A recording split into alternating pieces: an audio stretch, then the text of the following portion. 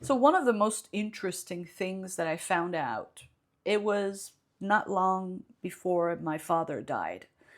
Um, he said to me, because when we were younger, there was this German family, a lot of two boys and a lot of friends that were coming. They were Germans in the same place we were vacationing in Spain. So we lived in France. We were born and raised, and then we traveled a lot to Spain, to my mother's country.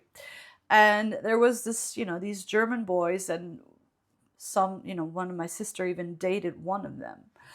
And one day I was having a conversation with my father for breakfast. That's what we shared.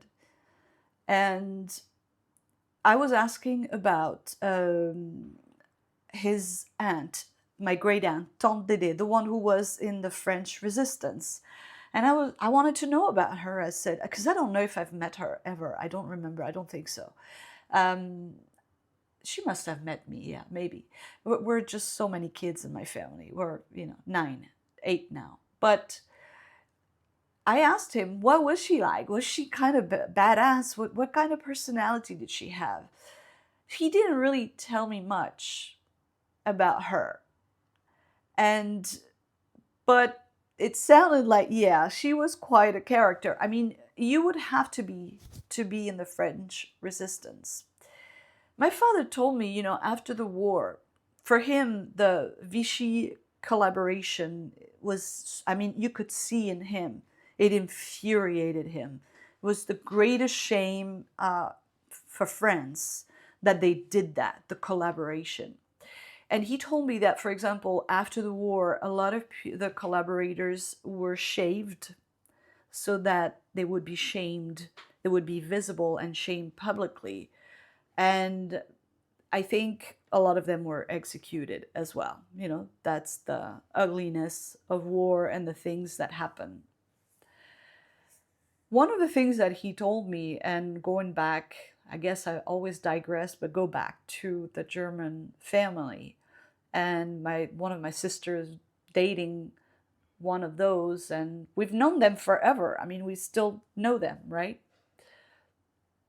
And my father confessed to me, he said, I still have this feeling against Germans. He was not telling me that he still hated the Germans.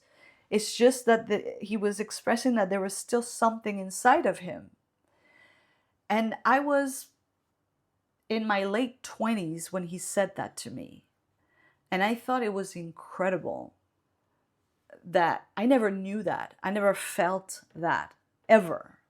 He did not transfer that to us to perpetuate the hate or the resentment, the prejudice.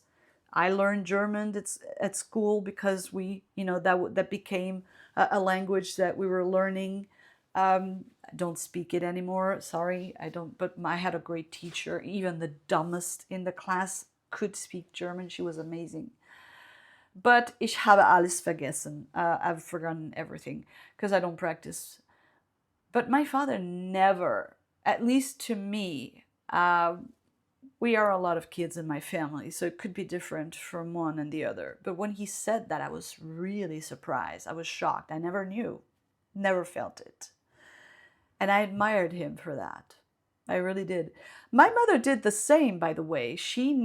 I never fully understood what was happening during the Civil War and how it became a political thing, because the political situation right now in Spain is rooted, in the things of the Civil War as well. And so, depending on which side of the village was bombed by whom, you would have that kind of political affiliation today.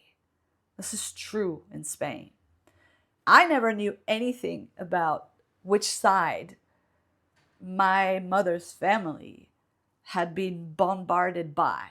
I never knew it until much later, like late 20s. Again, never knew it. So they never passed it on, which I think is admirable. And, they also didn't want to talk about all of that stuff because it was, huge trauma.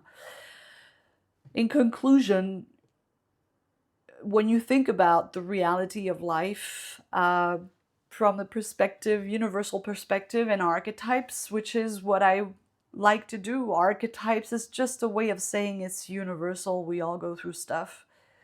We all have a history. And like they say, be kind. Everyone is fighting a great battle, literally.